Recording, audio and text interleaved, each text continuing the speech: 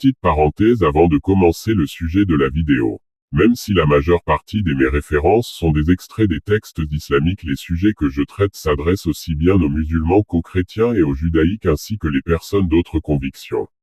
Tout ceci pour but d'enrichir les connaissances de tout le monde. N'hésitez pas à laisser des commentaires ou à rectifier si jamais certaines explications ne vous paraissent pas claires. Que dit le Coran? Les peuples de Gog et Magog ont été cités dans le Coran, la parole d'Allah et beaucoup de récits sont également retrouvés dans d'autres livres comme la Bible. Qui sont ces nations et quelle est la réalité de leur histoire?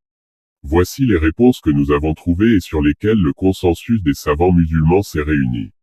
Qui sont Gog et Magog?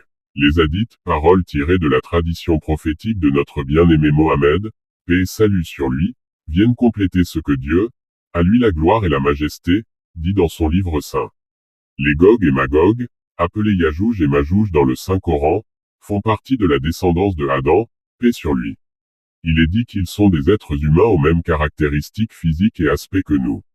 Il est dit dans l'exégèse du Coran de Ibn Kathir que le prophète Noé, paix sur lui, avait 3 fils, Sam, le père des Arabes, Ham le père des Soudanais et Japhès le père des Turcs dont serait issu le peuple des Gog et Magog.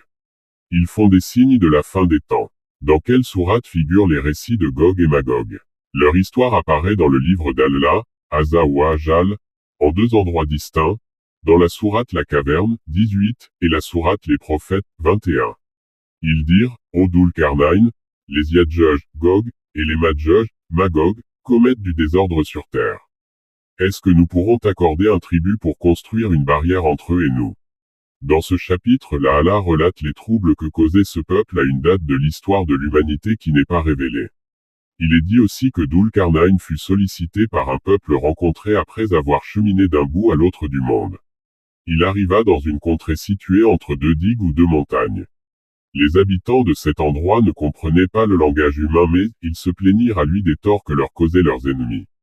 Ils lui demandèrent, d'une manière que seul Allah connaît, de construire entre eux Yadjuj et Madjuj un rempart pour se prémunir de leur mal. Puis dans le chapitre Les Prophètes, jusqu'à ce que soient relâchés les Yadjuj, Gog, et les Madjuj, Magog, et qu'ils se précipiteront de chaque hauteur. Ici c'est de la sortie sur terre de ce peuple destructeur qu'Allah nous révèle certaines explications dans ces versets, comme signe avant l'arrivée de l'Apocalypse. Quand apparaîtront-ils à nouveau Juj et Madjuj? Toujours dans le tafsir d'Ibn Kathir, il est dit concernant le commentaire des versets 95 à 97 de la sourate 21 Anbiya que vers la fin des temps, lorsque le peuple de Juj et Madjuj sera à nouveau relâché, ils déferleront sur les hommes de toutes parts sur terre pour y semer la corruption. Ils se déplaceront dans tout pays et par les courants d'eau qu'ils assécheront. Il est aussi dit qu'ils pousseront les habitants de la terre à se replier sur les montagnes avec leurs troupeaux. À cette page de l'histoire de l'humanité, Allah nous dit dans le Coran que Juj et Majouj se retrouveront en liberté. L'heure du jugement dernier se rapproche. Les infidèles regretteront leur insouciance vis-à-vis de ce jour et reconnaîtront avoir été coupables. C'est ce à quoi tout musulman devrait prêter attention pour espérer ne pas faire partie de ceux à qui Satan a joué de sa ruse au point de devenir insouciant de cette réalité. Qu'Allah nous en préserve. La connaissance infinie appartient à Dieu seul.